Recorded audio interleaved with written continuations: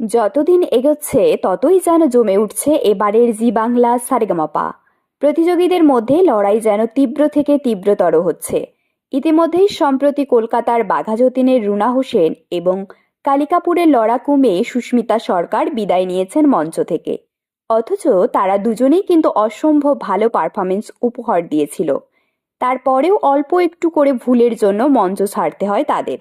গত 21শে ডিসেম্বরের শনিবাসরীয় পর্বে এই রিয়ালিটি শোতে বালা সুব্রহ্মণ্যমের বিশেষ পর্ব সম্প্রচারিত হয়। সেখানে সবার পারফরমেন্সে খুশি হলেও দার্জিলিংয়ের শিটংয়ের ছেলের পারফরমেন্সে খুশি তো নয়ই, বরং যেন এক প্রকার বিরক্ত বিচারকরা। এদিন শোয়ের একেবারে শেষে জুটি বেঁধে পারফর্ম করেন অঙ্কনা এবং দিবাকর। তারা দুজন মিলে ম্যায়নে প্যার কিয়া ছবিটি থেকে তুচ্চল মে আই গানটি পারফর্ম করেন। গান গাওয়ার পাশাপাশি তারা এক্সপ্রেশনও দেন, নাচেনও জমিয়ে। কিন্তু তাদের পারফরমেন্স মোটেই মনে ধরেনি বিচারকদের।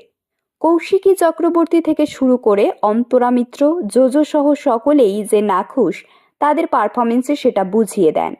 এদিন জোজো বলেন, তোরা যে মঞ্চে খুনসুটি করছিলি, একে অন্যের সঙ্গে মজা করে গান গাইছিলি, সেটা ভালো লেগেছে, কিন্তু তোরা এর থেকে আরও অনেক ভালো গাস, গাইতে পারিস বলেই আমার বিশ্বাস, আগামীতে আরও ভালো হবে।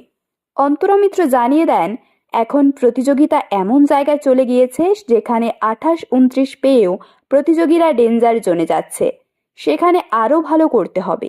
কৌশিকী তো সাপ সাপ জানিয়েই দেন এই পারফরমেন্সে তিনি ডিসঅ্যাপয়েন্টেড। তবে সবার শেষে মতামত জানালেও দিবাকরকে রীতিমতো হুঁশিয়ারি দেন ইন্দ্রদীপ দাশগুপ্ত।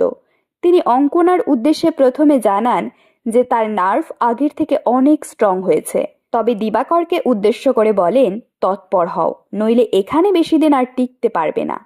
এরকম তথ্যমূলক ও অনুপ্রেরণামূলক ভিডিও পেতে আপনারা ফলো করবেন আমাদের একমাত্র ফেসবুক পেজ দ্য বংস প্রেস এবং সাবস্ক্রাইব করবেন ইউটিউব চ্যানেল দ্য বংস প্রেস। সকলের তরে সকলে আমরা, প্রত্যেকে আমরা পরের তরে। ধন্যবাদ, ভালো থাকবেন।